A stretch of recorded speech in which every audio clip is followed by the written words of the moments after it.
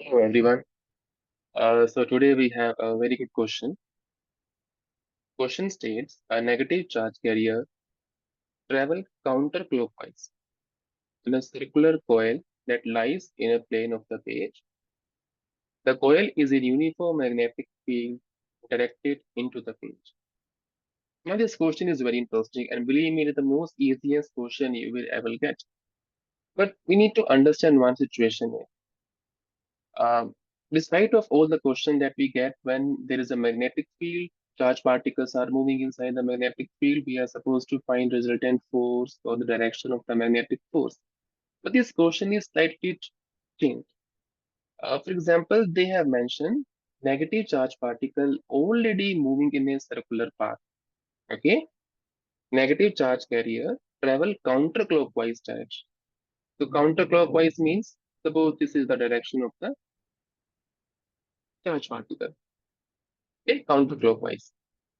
So, because it is moving in a circular coil and it lies in the plane of page, the coil is in uniform magnetic field directed into the page because cross means into the page. Already the charged particle is in motion, and then we have a magnetic field in that. And now they are asking what is the magnetic effect on the coil? That means if a charged particle moving in a circular path, and then in addition to that motion, we have a magnetic field, what will be the impact of that magnetic field on the circular motion of a charge? That's the situation. Now, first of all, let's try to understand because of a negative charge particle, what will be the direction of current? So at any particular point, suppose this point, uh, tangent will give me the direction of the positive charge, sorry, negative charge particle, and the direction of current is always in the opposite direction. So let me imagine this is the direction of current I. Magnetic field is inside because the cross were given already. So I will use Fleming's left hand rule, father, thumb, mother, child.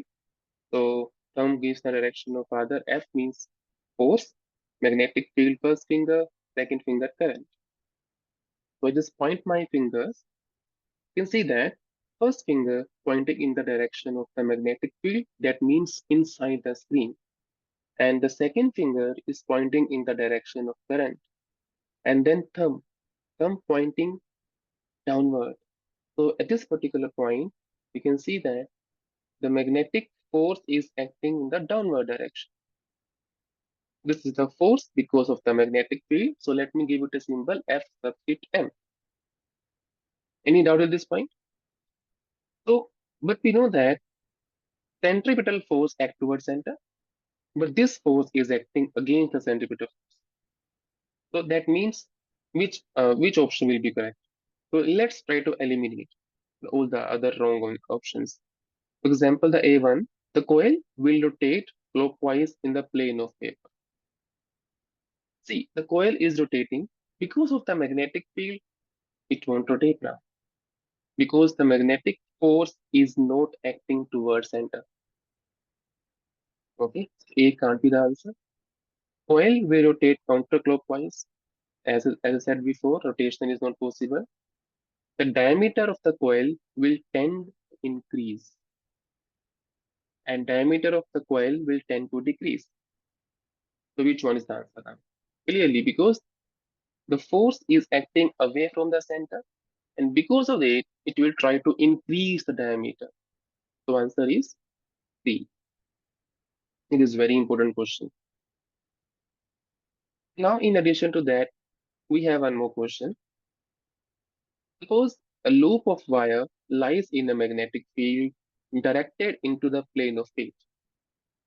Again, the cross magnetic field is going inside the plane of the page now because the laptop, so in going inside the laptop. The loop carries a current in the clockwise direction. Now this is a current carrying wire moving, like current is moving in the clockwise direction. At any particular point, for example, at this point, okay, direction of the current will be tangent, magnetic field is inside, magnetic field inside. So I will put my first finger toward the screen and current is upward, the second finger in the upward direction, and thumb pointing toward left. So at this particular point, thumb points toward left. This is the magnetic force acting on the current carrying wire at that particular point. You can see again it is acting against the center, away from the center.